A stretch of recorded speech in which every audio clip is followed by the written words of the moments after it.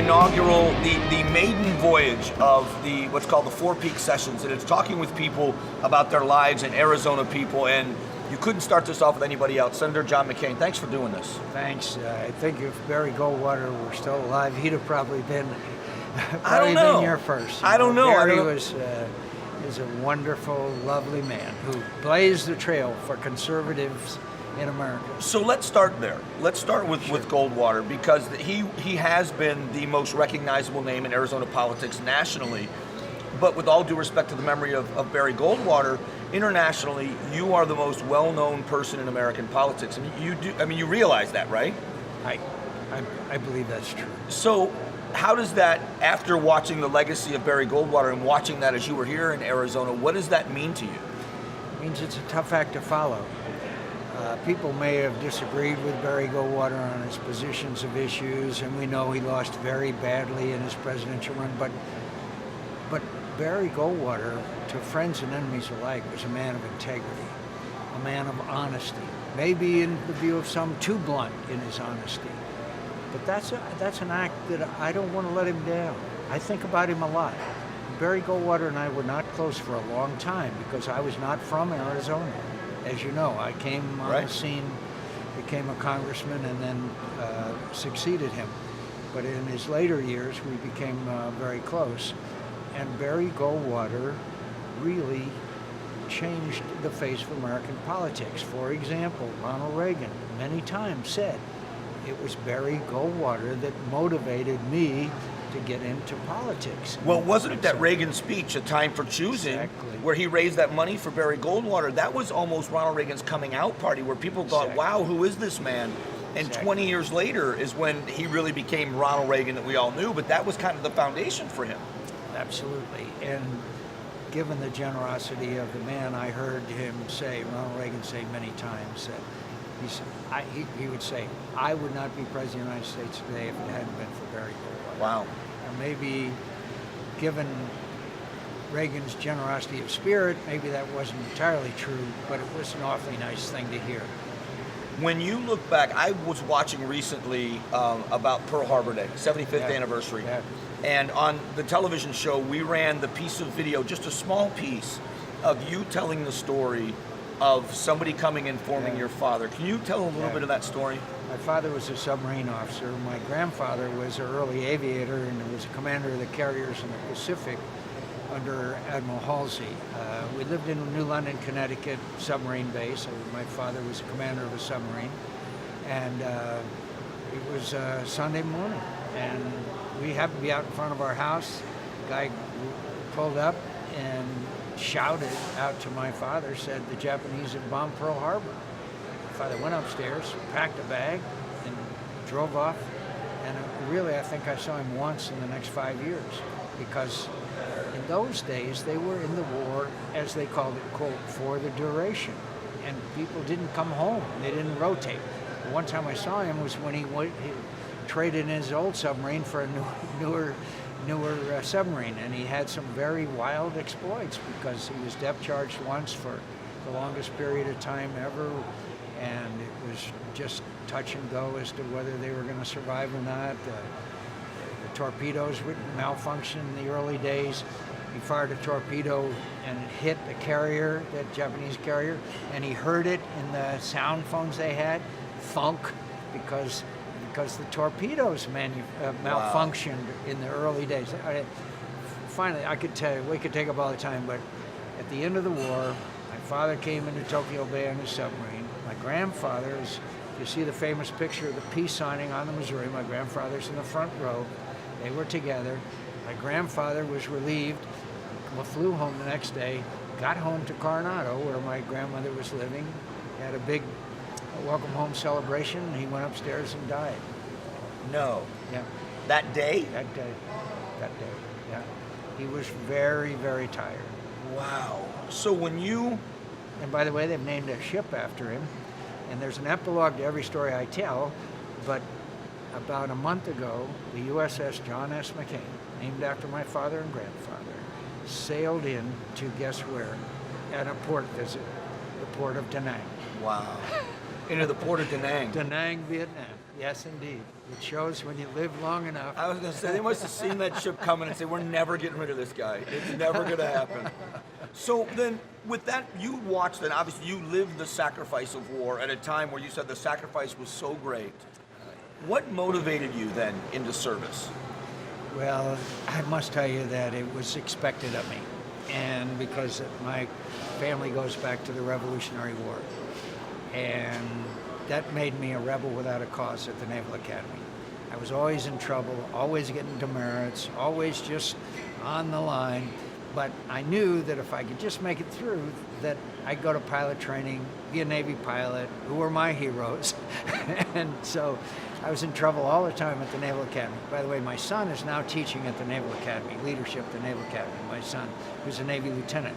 I can assure you, they never asked me to come back to the Naval I was going to Academy. say, would they have you come back and speak? Would they be afraid of what you tell the cadets, right? What you tell the new ones? They have invited me back to speak, but we don't make reference to my record. To your record? Okay. At the Academy. So anyway, my family, when I got back from prison, I was able to get back on flying status through a lot of lies and cheating because of the injuries that I had. Then I couldn't pass physical anymore, but I was able to be a commanding officer of a squadron. So I knew that I was not on flying status, therefore my career was limited. My wife Cindy from Arizona came back to Arizona, ran for the House of Representatives, as you know, back in 1982, and was reelected. And I've been lucky all my life. I'm the luckiest guy you're ever going to interview on any program. And Barry Goldwater was retiring in 1986, so that was an open Senate seat. And you know, in Arizona's history, senators serve, generally speaking, for very long periods. So I was fortunate there that Barry had already announced his retirement. So I'll be very candid with you. When I was in the House of Representatives, I set my sights on the Senate race, and I did travel all over the state of Arizona, which brings me back to Barry Goldwater, who was a department store magnate. It used to be called Goldwater's. He rafted to Colorado. He took a lot of photos. He traveled all around Arizona to every movie theater showing the slideshow of his trip down the Colorado River. So he was well known in a very small state population-wise. It's interesting because I visited your office in D.C., and I don't know if you remember this. There are two things about that visit, and I know we're kind of bouncing around topics, but you're reminding me. Yeah. And the two things you saw, three things. One was a picture of you, and I think it was you and Senator Kennedy or just of Ted Kennedy, and you telling me about a friendship with him, and you had an anecdote about him that was so funny because you were so opposite each other in policy, but you seemed to have such an admiration for who he was as a person. You know, Ted Kennedy was a left-wing liberal, but he believed in what he believed. And one time on the floor of the Senate, and we did work together on a number of issues on the armed services, and we became quite friendly, but there was two freshman senators on the floor. There was a procedural parliamentary, and they were in a dispute about it. I heard about it. I was passing by. I walked down the floor and took the side of the freshman Republican. Who comes out of the cloakroom, takes the side of the freshman Democrat. Pretty soon, Kennedy and I are nose to nose, violating all the procedure of the Senate, yelling at each other. The freshmen leave the floor. Finally gets resolved. We walk off the floor, and Ted puts his arm around me and said, "Hey, we did a pretty good job, didn't we?" That's the kind of guy that he was. And you can find common ground on issues. And one of the reasons why the approval rating of Congress is so bad is because they do want us to work together, okay? The economy's not in great shape. They want us to work together on tax reform. Anybody understand the tax reform? Why don't we work together on that? There are a lot of issues that we can, and by the way, that was in Arizona, and I'm sorry it's been neglected, but that was an Arizona tradition. We were such a small state that Barry Goldwater and Carl Hayden and Paul Fannin and John Rhodes, they worked together. That's how we got the Central Arizona Project. If it hadn't been for a united delegation, we never would have gotten it. And that, unfortunately, I'm sorry to tell you, Mike, in all honesty, it kind of has faded away, and I'm sorry. One of the other things in your office that I think you were maybe most proud of were the photographs that Barry Goldwater had taken and autographed. I'm not from Arizona either. Yeah. I've only been here for 21 years. Yeah. But what a piece of history that is, not politically, but just history. Barry Goldwater was about like the 40th person to raft the Colorado River, as I mentioned. Barry Goldwater's family grandfather came as a trader on the Navajo reservation. Barry Goldwater loved the Native Americans. I can't describe adequately to you. And he was a great photographer. And in the 1940s, he took pictures, which he signed for me, copies of. They're on the wall. It captures the character. That's what strikes you about it. It captures the character of these Navajos, both men and women. Barry Goldwater loved Arizona. He said it's, I've forgotten now the mileage, fallen out of a certain number of square acres plucked out of heaven. I mean, he loved Arizona, and he served it, and he was a great aviator. There's so many stories. I could tell you that. Do you know how we got our airfield in Phoenix? Do you know how Phoenix Sky Harbor? Barry Goldwater, and I think it was, I think Fannon's had something to do with it. He rented a bulldozer one day and bulldozed a landing strip, which is now Phoenix Sky Harbor Airport. He and a guy named, I think it was Harry Rosenzweig, I'm not sure. Okay.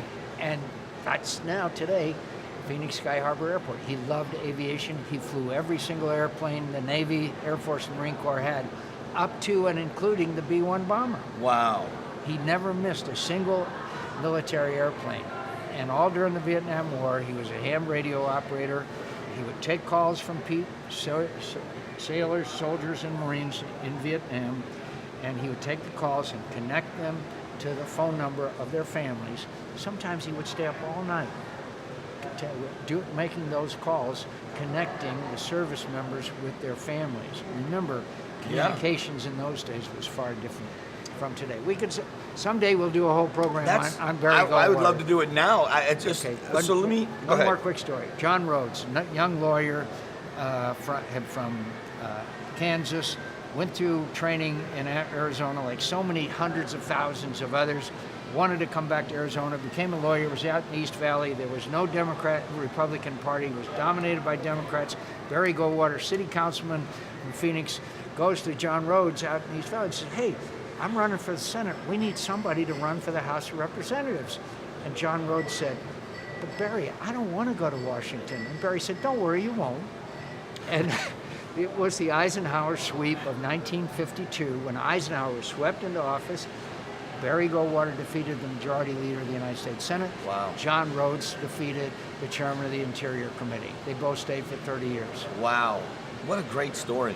Isn't that wonderful? It's John incredible. Rhodes was one of the nice men, I'll tell you, I've ever known in my life. I have been most surprised by your stories, not so much the stories, but the way you tell them about your time as a POW. Mm-hmm. And when I was in your office, you have to tell the story because I know I'm going to get it wrong. Yeah. The picture of the sign that's written in Vietnamese. Oh, yeah. When I was shot down, I was hit by a surface-to-air missile, and it's too long to describe it. I went down in a lake in the center of the city of Hanoi. The target that day was the power plant in Hanoi. And it happens to be that I was in the dive. Make a long story short, I landed in a lake in the center of the city of Hanoi. And I'm out there floating around, and the Vietnamese, of course, you're in the center of town, they came out and they had some bamboo poles. There's about 10 of them, and they all pulled me up on the bamboo poles because I had broken my arms and pulled me out. And the reception was not kind, which is another story for another day. But about 4 years ago, the Vietnamese defense minister comes in, gives me this picture. And here's the picture of me being pulled out of that lake. I didn't know the picture existed. There's about, what would you say, 10, 15 Vietnamese all swimming around me. They pulled me out of the lake that day. Next to that lake, they have erected a statue. And in Vietnam, first of all, it says USAF. That's an insult. As you know, I was in the Navy. In the Navy. But In Vietnamese, on the other side of this statue, says on 26 October 1967, the people captured the famous air pirate, Major John McCain. It's on that, Right. commemorating that next to the lake, that's where Major John McCain, the air pirate, came into Vietnam. And didn't you tell me that when the American tourists go to Hanoi, they make sure all they take go them all to- by they the... take them all by the statue, and they always say, "Yeah, this is where we captured But McCain." you realize, to someone, a civilian, my entire life appreciates the humor, but you have that picture in your office in D.C. Yeah. Oh, listen, I am more recognized in the street in Hanoi than I am in Phoenix, honest to God, because of the work that I did on the normalization Right. of relations and the POW MIA issue. And by the way, there's a lot of problems with the Vietnamese government. They're still a communist and dictators, but they're our friends because they're scared to death of China. And China has been acting in a most aggressive fashion. You may have noticed in the news in the last couple of days, they just put anti-air missiles Right. on those islands that they illegally occupied. That's dangerous. When you look at your time in captivity, Yep. You've talked to us about those things. I told you I was at an event earlier, and one of the keynote speaker mentioned you by name and said he spent a Christmas with you there. He talked of the torturous conditions that went on, but it seemed to be this sentiment that you've echoed about relationships that were formed in a place like that. Your memories of that time, what's the most vivid memory of that time when you were held captive, when you were a POW? The leadership that inspired me, names that are not familiar to people nowadays, like Jeremiah Denton and Robinson Reisner and others, and the love and affection that developed between us. I lived next door to a guy one time that I tapped on the wall for a year. I never saw him. I didn't know what he looked like. And then when we were all put in a big room together, they changed our treatment after about a year and a half before we were released. And I met him, Bob Craner, but I'd been tapping on the wall to him, and I knew everything about the guy, and he knew everything about me, ever. He knew more about me than anybody I've ever known, because we had all these times together communicating with one another. Now, in life, I think you got to put the bad stuff behind you and think of the love and affection and camaraderie of those people. They're still the ones I know best and love most in my life, and I still hear from them all the time. Usually, "John, why did you say," or "Why didn't you," right. or "John, you are all wrong." Does that ever get to you? No, I love them, and I Not say, just them, but from anybody, politically. When you get censured by like the local county party, does it ever, or is it you get so thick-skinned and you understand it's politics? I'd like to tell you that you get thick-skinned, but it hurts. Yeah. It does. You try to do the best you can, and you don't understand why someone really doesn't like you, but you have to move on. You have to move on. But does it hurt my feelings? Yes, but you can't. Right. You can't let it affect your behavior, or your outlook, or your principles or values. We were talking, so for us it's always anecdotal. I'm on the air, we're talking about this flag burning issue, Yep. and whether or not it's protected. And for me, I think it's a despicable act to burn the flag, but I don't know you can go to the level of making it illegal. And I ask you about it, and you tell me a story about captivity, about somebody who had sewn the American flag in the inside of his jacket and was beaten mercilessly for it. Yep. And then as soon as he was well, what happened? Well, Mike Christian had sewn a flag on this. It's too long a story to go all the details, but every evening before we would have a bowl of soup, which we would say the Pledge of Allegiance. They found the flag in a search. They took him outside. They beat him very badly. Threw him back in. We cleaned him up as well as we could. This time we were living in a large room. There was about 40 of us, I guess, in that room. And we cleaned him up as well as we could. Concrete slab on which we slept.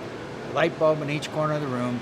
I saw him in the corner of the room with a needle, bamboo needle, his shirt, piece of white cloth, piece of red cloth. His shirt was blue, sewing another American flag. His eyes were almost shut from the beating that he had received.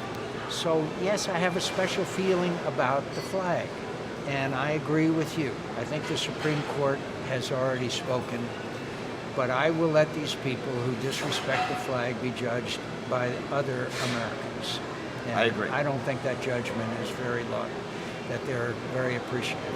There's lots of ways to protest, I think, but it is what it is, and we're still the greatest country on earth. You and I have talked about, and again, for me, it's always anecdotal. Yeah. You've talked about that code that you tapped, and that Tap you can code? still Yeah. tap. Oh, yeah, sure. It's simple. And it's a little hard. It sounds complicated when I describe it, but if you take the alphabet and divide it into 5 groups of 5 letters each, that means that each letter, the head of each group, is A, F, L, Q, and V. So the first tap is what group it's in. The second tap is where it is in that group. Okay, for example, the letter M. A, F, L, because it's in the third group. Okay, L, M, because it's the second letter in that group. So you pause between the 1, 2, 3 to tell them it's a third group. Yeah. Except that it's like the old telegraph operators of the Old West used to tap with the same guy like I did with Bob Craner. I mean, it was just as fast as you can talk, and you shorten words. The word instead of A N D, N, A F L L M N. See? So you were text messaging on the walls in Hanoi. Yeah. While we're shortening words via text message, you were doing that with that code. Exactly. And so it was a great way of communicating, and the key to successful resistance, because the Vietnamese always wanted us to do crime confessions, etc., was keeping a chain of command, keeping in contact with your fellow POWs, finding out who the senior ranking officer was in your wherever you were. There were several prisons, and get in contact with that senior ranking officer. That made the difference. Sometimes there were some of my comrades who, because of solitary confinement, one of the bad parts of it, you kind of become insular. That's when your resistance isn't as strong as when you have a senior ranking officer that you look up to and take the instructions from the senior ranking officer. So for political reasons or public relations reasons, they were going to release you. They wanted to, yes. They offered me a release because my father was an admiral. And I refused. And I refused because, one, our code of conduct says you go out by order of capture, you're sick and injured. At the time I was still not in very great shape. But my father was commander of the U.S. forces in the Pacific. So I knew why they wanted to release me. So I refused. And that refusal led to the roughest treatment that I received while I was there. But I knew that was going to happen as well. I knew they were going to use me one way or another. But the word got around that I had refused through the camp, everybody had boosted their morale. So it had the opposite effect of what would have happened if I'd have left and the admiral's son gets to leave, but everybody else has to stay. Did you ever carry any animosity towards the Vietnamese? Yeah. Some interrogators I hope I never see again. But the Vietnamese people are beautiful, gentle, wonderful people. The Vietnamese community here in Arizona is unbelievable. They're my best supporters. They campaign harder than anybody. There were some sadistic individuals, obviously, but the Vietnamese people, no, they're lovely people. And think of what the Vietnam lost so many wonderful people that came to this country. The Vietnamese community is very successful, as you know, in every way. So America's better for it. When you look at that time in your life and now where it's brought you, where you are now, was there ever a doubt you were going to serve in government? Was that always what you wanted to do after your service in the military? wanted to because I had been the Navy's liaison officer to the Senate. Okay. And what I saw the Senate in action, I saw a bunch of people that weren't very serious about their job. I saw a few people who were, and I saw them have enormous impact. I literally saw one day when we were doing the defense bill, I think it was then Bill Cohen, who later was Secretary of Defense, write an amendment on the back of an envelope that the voice vote was put into the bill. See, I saw that if you really are a serious member of the Senate, and with all due respect to the House of Representatives, then you can make a huge impact. And that, when I saw that, I really wanted to, I thought that was another way that I could really serve and make a difference. What did you say to your sons when they decided it was time for them to serve? I did what my parents and aunts and uncles and their friends, I didn't do what they did. I wanted them to make the choice themselves. And I'm very proud that they both chose to serve. Now, what if either one of them had tried to join the Army? Army, I'm glad they won for a change. We Yeah. ought to give them once every 15 years. But that is right. That is a McCainism for sure. That is a congratulations and a compliment, kind of. But I'm proud of my son. I'm proud of my daughter Megan, who's a friend of yours. Yeah, who's she's in, great. Media, and we love our daughter Bridget. And if there's one message that I would take from this program, my dear friends, I am the most fortunate guy who ever lived. I'm the most fortunate person ever. When you look at surviving fires and on the Forrestal and wrecking 4 airplanes and being shot down, going 450 miles an hour when you eject, to all the things that in my life, and the honor of the Republican nomination for President of the United States. I mean, and now, with Chairman of the Armed Services Committee, being able to do the things for Arizona and for the nation. And I just say, in addition to that, I do a lot of interviews with a lot of people. I enjoy your interaction because I believe that you, with your honesty and integrity and your professionalism, it allows me to be able to answer questions adequately, and I hope contributes to informing the people who are viewing. I think you're a true professional. Thank you. I'm so interested in, the more I talk with you about things, I don't know you'll ever realize the impact, but when I saw a different side of you in your office in DC, and you showed me around, and I walked away from that time with you thinking, you were the candidate for President of the United States, and the recognizability of who you are politically. I thank you for that, and I appreciate your professionalism. Son from Ohio, one of the great honors of my life was getting to know John Glenn, who just left us, as you know. John Glenn, for a young Navy pilot. Oh my gosh. Looking up at one of the original group. I mean, when I came to the Senate and he was still in the Senate and he and I worked together on the Armed Services Committee, I just stood in awe of the guy, and I always used to ask him questions, just like you've been asking me. And you know what he told me? He told me so many great stories, but he flew in Korea with Ted Williams. They were in the same squadron. He told me that Ted Williams was the best natural aviator that he ever flew with. I mean, there's so many things that he would tell me that I just would. And I traveled with him several times, and to listen to his stories, and what a man. He was such a gracious man as a little boy. Yeah. Because the thing then was Jimmy Carter was a peanut farmer, so hat full of peanuts before he left his office, and pictures. And, for a 9-year-old boy, the memories are probably different than if I had been able to meet him as an adult. Sure. One last question, and then I'll let you go. Sure.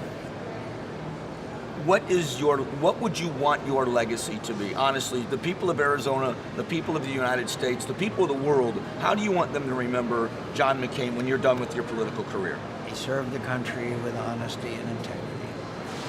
And I think, I'll be honest with you, I think that's a done deal. I think the funny thing is, even the people that disagree with you vehemently in your own party would say that you're honest. Because if you wanted to be a politician, you could probably dissuade a lot of that confrontation. Well, I try to reach out to them, especially after an election, that maybe we could all join together, because we're in the most perilous time since the end of World War II, and we all need to work together. And we need to work together where I can with the president-elect. But at the same time, I have an obligation to the people of Arizona and this country. Where I disagree, I disagree. Just as I even disagreed with Ronald Reagan on sending the Marines to Beirut. As I told W. Bush, fire Donald Rumsfeld. We're losing the war in Iraq. That small footprint. Yeah. In other words, I've got to do what I believe is right. And one thing about experience, it does give you good judgment, I think. Oh, no, and it seems, well, the Beirut story, obviously, unfortunately, you were right about that. And then the small footprint with Donald Rumsfeld, as General Petraeus proved, it was the surge that really turned things around. And it was after we clear an area, you need to have enough troops left behind to secure the area. So you were right about that as well. Obama pulled them all out. But anyway, Senator, I really cannot thank you enough. This has been a joy to, it's a different side. It's not the political conversations and the 5 minutes on radio. So we could do this for hours, but I appreciate your time. Thank you, my friend. Thank you. Great to be with you. And I'm sure we have, thanks to the good sense of the voters of Arizona, we have some more years ahead. Yes, we do. And you know what? Next time we're here, we're going to have to show the guest this and then say, it's going to be hard to top. So thank you for your time. Thanks, pal. Take care.